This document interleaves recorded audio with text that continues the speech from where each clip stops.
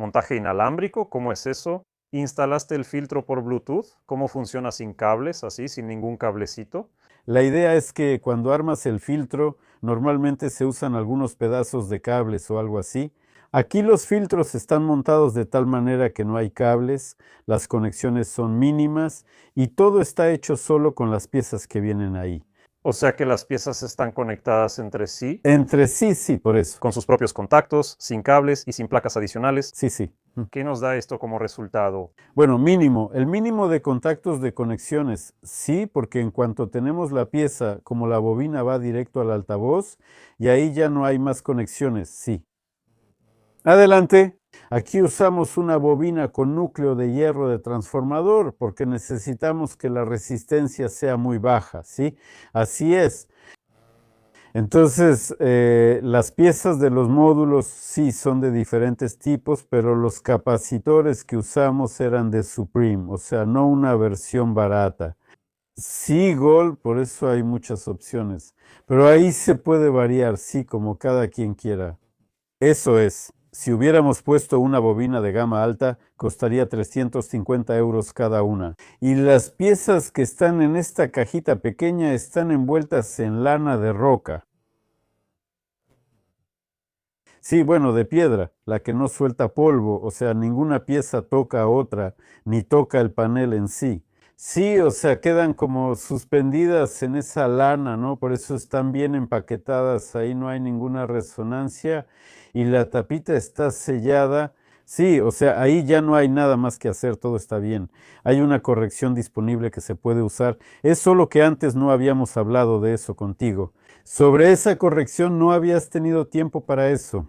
Sí, bueno, ahora te digo que ahí hay una corrección que puede levantar los agudos y luego ajustar un poco la parte baja de los agudos, pero al final probablemente terminemos decidiendo no ofrecerlo. Sí, lo haremos simple.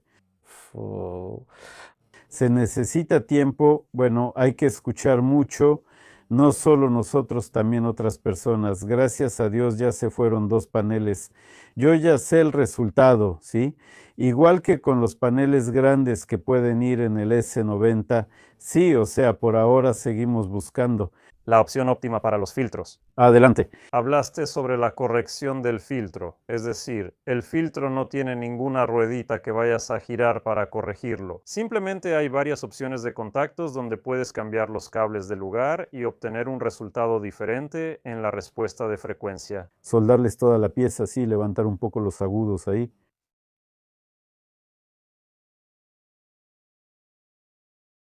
En el minuto 3:25 se declaran los parámetros técnicos de 40 a 25.000 Hz, con una irregularidad de más o menos 2 decibeles. En la gráfica mostrada, que ahora ves en la pantalla, empezando desde el pico en 200 Hz con menos 6 decibeles, hay una caída hasta menos 24 decibeles alrededor de los 40 Hz. En 8 kHz hay una caída de menos 8 decibeles en relación a 1 kHz.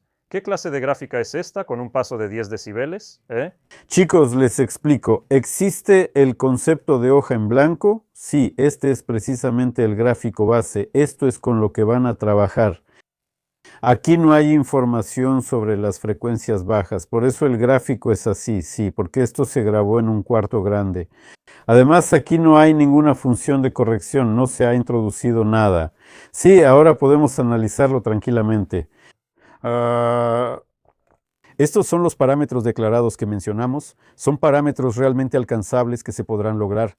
Ahora vamos a ver cómo grabamos todo esto en diferentes habitaciones. Sí, y ahora obtendremos el resultado. Entonces, les voy a contar, pero el gráfico será estático, sí, no se moverá el cursor, pero de todas formas simplemente les voy a explicar. Ahora tienen frente a ustedes los gráficos, 3 gráficos con la corrección activada. Sí, entonces en el eje tenemos un gráfico de color rosa, en el eje tenemos pues un aumento bastante grande en las frecuencias altas. Se puede quitar, no hay problema, pero es un detalle extra que va a influir en el sonido, ¿sí? Como este aumento comienza después de los 14, aquí en el eje, y ahora seguimos viendo, entonces, la roja es 15 grados y la verde es 30 grados, pero en principio a 20 grados se obtiene una respuesta de frecuencia plana, sí. Simplemente no hay que apuntar directamente hacia uno mismo y ya, no se preocupen por eso. Luego, esto está grabado de nuevo en un espacio grande, sin el apoyo de las paredes, un lugar sin nada, sí. Ahora ponemos atención, ahora encendemos entonces el gráfico oscuro, es casi negro. Entonces acercamos la bocina a la pared, a la pared trasera. Aquí de inmediato apareció la influencia de la sala, pero no pasa nada, pueden ver que apareció en 60 hercios. En principio logramos una subida de 6 decibelios desde 140 hercios, empieza a subir suavemente, ahí son como 3 decibelios. Luego más adelante ya obtuvimos los 6 decibelios. Ahora pasamos a tu gráfica, sí, pero esta gráfica toca la siguiente pregunta, la que es sobre los 60 hercios, ¿verdad?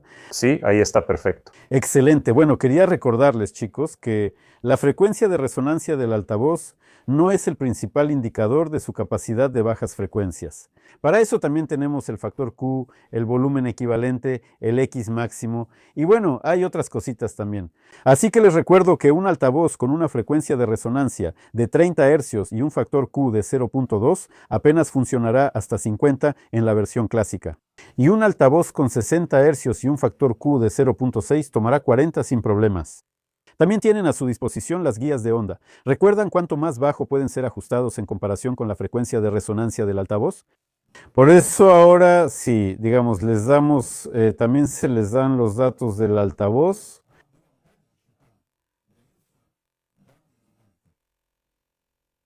Con estos datos del altavoz pueden meterlos en cualquier programa, por ejemplo, Bassbox, sí. Meten esos datos, presionan un botón y les calculará que en el volumen máximo en 27 litros, este altavoz con 60 hercios funciona sin problema, con una configuración hasta 40 hercios. Así es como será. Si hablamos de la capacidad de baja frecuencia, es mejor no mirar solo la gráfica, sino introducirlo en el programa, y ahí les mostrará claramente la potencia acústica y todo hasta dónde pueden usar este altavoz. Entonces, con 50 vatios, esta bocina les va a dar sin problema 103 decibeles a 40 hercios. Después de eso, simplemente se excederá el X máximo y ya, sí. Por eso es muy importante dónde está ubicada esa bocina y en qué tipo de habitación. De todos modos, esta bocina, este panel está pensado para habitaciones más pequeñas, sí. Para cine, eso ya es otra cuestión completamente diferente. Se puede poner incluso en habitaciones grandes porque tiene una gran capacidad de sobrecarga.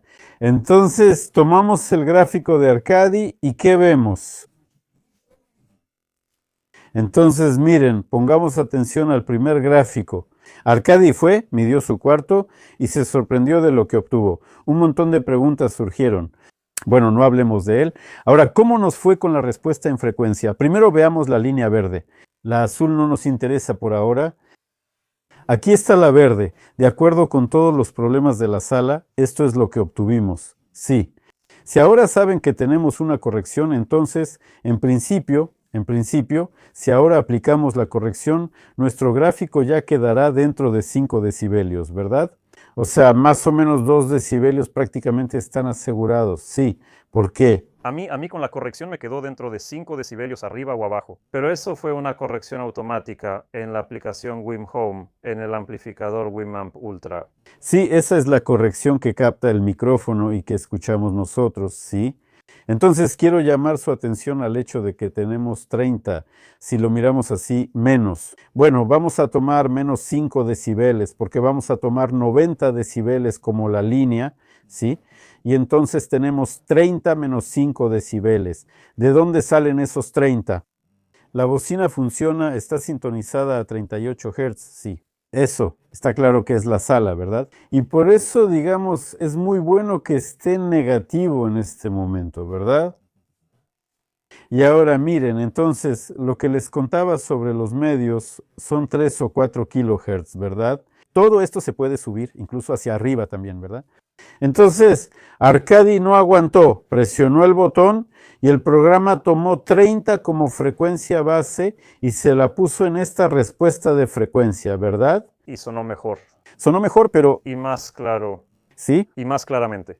sí, pero puedo decirlo de inmediato. Y la modulación mejoró. Puedo decir de inmediato que si empezamos a escuchar con más atención los graves, habrá un retraso, porque ella no tomó como base el trabajo del altavoz, sino que tomó como base la sala. La dinámica de la sala. Y no se debe hacer eso. Por eso hay un control manual, ¿eh? Sí, puedes hacerlo tranquilamente. Miren, tenemos 30 Hz ahora en la gráfica azul en positivo. Sí, eso significa que todo ese bajo que retumba en la habitación va a predominar y no va a tener definición, no va a haber velocidad. Tuve a una persona escuchando estas bocinas y él estaba escuchando y me pregunta, Arkady, ¿dónde tienes escondido el subwoofer? Pues eso. Le digo, no hay subwoofer, solo acerqué las bocinas a la pared y así empezó todo. Entonces, resulta que él señaló correctamente el subwoofer, porque ese no sería un bajo adecuado, ¿verdad? ¿Cómo sería correcto hacerlo? Darle un punto de 40 hercios desde donde empezaría si se pudiera en modo manual. Ahí debería poderse ajustar de dónde hasta dónde igualar, ¿verdad? Sí, sí se puede. Eso es todo, entonces sí se podía. Lo puse de 20 a 20, bueno, como un audiófilo. Sí, tenía que ser desde 40 Hz porque entonces todo les habría salido bien, ¿verdad? Pero en realidad no era necesario hacer nada, solo tomar dos curvas de ecualización paramétrica, sí.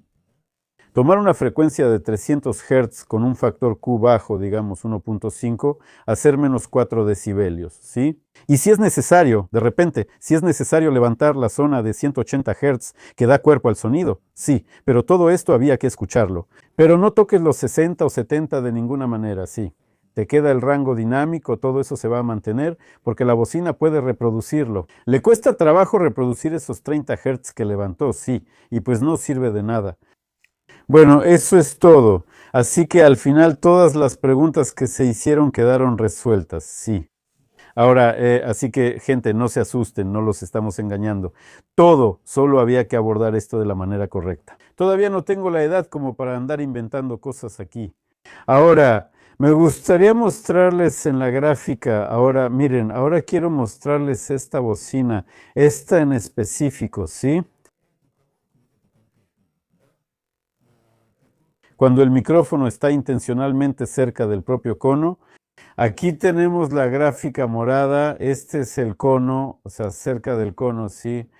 También pueden ver la característica de fase, esos gráficos que les mostramos. Se me olvidó decirles, disculpen, el gráfico de arriba es la característica de fase, abajo está la magnitud. Sí, pero pueden ver, regresar y ver la característica de fase plana. También el impulso plano, eso lo tenemos en internet, pueden verlo ahí, no vamos a llenar de gráficos aquí. Entonces, el campo cercano. Entonces, tenemos el gráfico morado, cono, bocina, ajuste de 35 hercios del puerto de graves, y el rojo es el propio puerto de graves de cerca. Aquí lo limpié, como pueden ver, es simplemente una curva inclinada, porque eso es muy importante. A fin de cuentas, el puerto de graves es de 70 milímetros, sí, y puede, si no se le trata correctamente, especialmente porque está hacia un lado, sí, puede. ¿Hacia arriba o hacia abajo? Se puede poner donde sea, sí, pero en principio. Ahora está arriba. Ahora está arriba, sí, pero en principio también se puede poner acostado, sí, pero al revés no, porque el tweeter debe estar abajo, sí, como ya les conté, es un altavoz esclavo. Entonces, para quien le interese, son 70 milímetros, o sea, el puerto de graves. Y pueden más o menos calcular la presión. Es como un programa. Aquí lo muestra Bassbox, esa será la presión. Así que no hay que menospreciar un altavoz de 60 hercios con un factor Q de 0.6. Puede que sí, no puede generar mucha presión, pero le resulta fácil manejar esa frecuencia.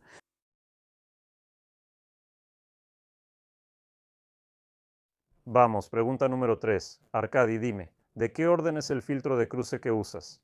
Si puedes, una foto. No mostraremos la foto, es un secreto. ¿Cuál es la frecuencia de corte del filtro? ¿Frente a qué bocina debe estar tu oído para que esta acústica sea lineal en fase? El bajo más definido y la mejor respuesta en acústica sin puerto de graves. ¿Se puede usar esta acústica en un bafle abierto, en un diseño tipo ICA o en una caja sellada? ¿Y cuáles son las recomendaciones del fabricante? ¿Se puede escuchar y comprar esta acústica en Rusia? Desafortunadamente, no está disponible en Rusia. Vengan a vernos, compren y llévenselo. Y a las demás preguntas que están incluidas en esa sola pregunta, responderá Roland.